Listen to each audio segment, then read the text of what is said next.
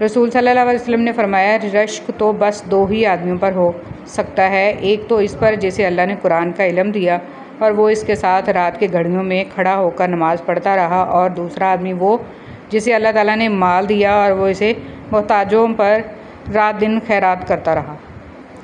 आंसू मुस्कुराहट से ज़्यादा स्पेशल होते हैं। पता है क्यों? क्योंकि मुस्कुराहट तो हर किसी के लिए होती है, मगर आंसू इनके लिए होते हैं जिन्हें हम खोना नहीं चाहते। रसूल सल्लल्लाहु अलैहि वसल्लम ने फरमाया, जो शख्स अल्लाह और क़यामत के दिन पर ईमान रखता हो वो अपने पड़ोसी को तकलीफ़ ना पहुँचाए। इंसान का सबसे अच्छा दोस्त उसका ज़मीर है, जो अच्छी बात पर शाबाश और बुरी बात पर मलामत करता है।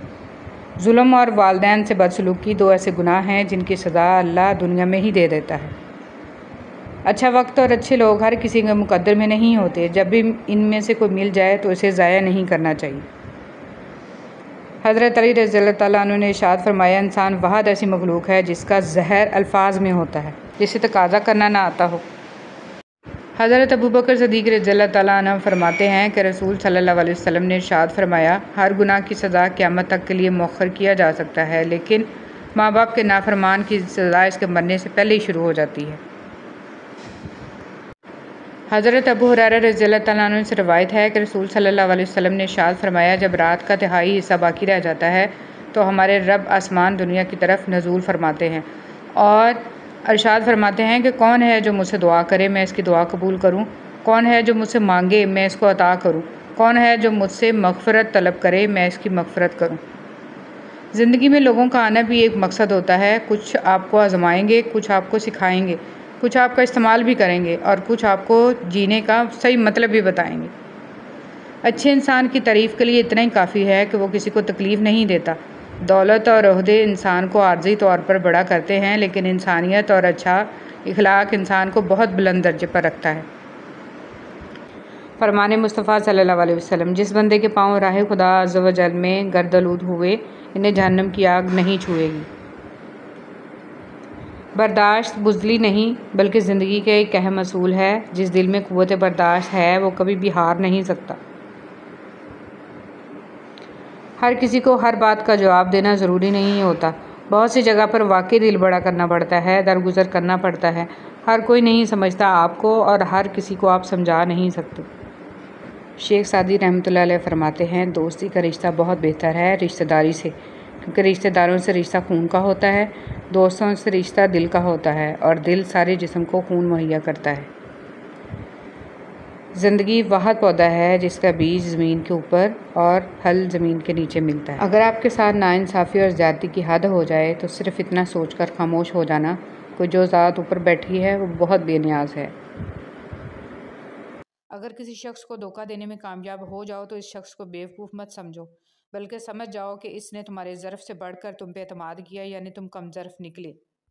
इंसान मायूस और परेशान उस वक्त होता है जब अपने रब को राज़ी करने की बजाय लोगों को राज़ी करने में लग जाए। चीज़ों की अहमियत नहीं होती, वो कभी न कभी मिल ही जाती हैं। सिर्फ इंसान हैं जिनका कोई नेमल बदल नहीं होता, वो दोबारा कभी नहीं मिलते।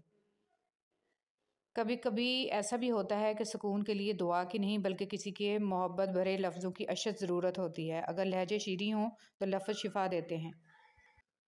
बहुत खूबसूरत बात, ज़िंदगी में ख़ुद को कभी किसी का आदी मत बनाना, क्योंकि इंसान बहुत खुदगर्ज़ है। जब आपको पसंद करता है तो आपकी बुराई भूल जाता है और जब आपसे नफ़रत करता है तो आपकी अच्छाई भूल जाता है।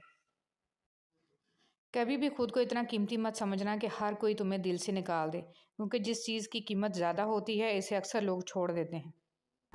अल्लाह की मोहब्बत का अंदाज़ भी कमाल का है। सब कुछ देकर कहता है कोई मांगने वाला। अल्लाह तुम्हें तब तक तोड़ता है जब तक तुम इससे जुड़ नहीं जाते। वो तुम्हें तब तक बेसुकून रखता है जब तक तुम अपना सुकून इसमें तलाश नहीं कर लेते। वो तब तक तुम्हें आर्जी मोहब्बतों की तलब लगाए रखता है जब तक तुम उसकी मोहब्बत की पहचान नहीं कर लेते। रसूल सल्लल्लाहु अलैहि वसल्लम ने फरमाया, अल्लाह अज़्ज़ व जल फरमाता है, मैंने अपने नेक बंदों के लिए वो कुछ तैयार कर रखा है जिसे किसी आँख ने देखा है, ना किसी कान ने सुना और ना किसी इंसान के दिल में इसका ख्याल तक आया है। सारी बात तौफीक की होती है। जब अल्लाह ताला नाराज़ होता है तो सजदे की तौफीक भी छीन ली जाती है, फ़र्ज़ नमाजें भी अदा नहीं हो पाती हैं और जब वो राज़ी हो जाए तो आधी रात को जगा कर अपने हुज़ूर खड़ा कर लेता है। या अल्लाह तो मेरे नसीबों वो लिख दे जिसकी मुझे चाहत है, वो दुआ जो मेरी नमाज़ों में है, वो दुआ जो मेरे वजूद में है। ए रहमान और रहीम, तू दिलों के हालों को बेहतर जानता है। मुझे वो अता कर जिसकी तमन्ना मुझे बेसुकून रखती है। बेशक बेशक तू कुन फ़यकून का मालिक है। आमीन सुम्मा आमीन या रब्बुल आलमीन। तहज्जुद बहुत ताकतवर इबादत है क्योंकि ये सवाब या गुनाह के खौफ से आ रही है।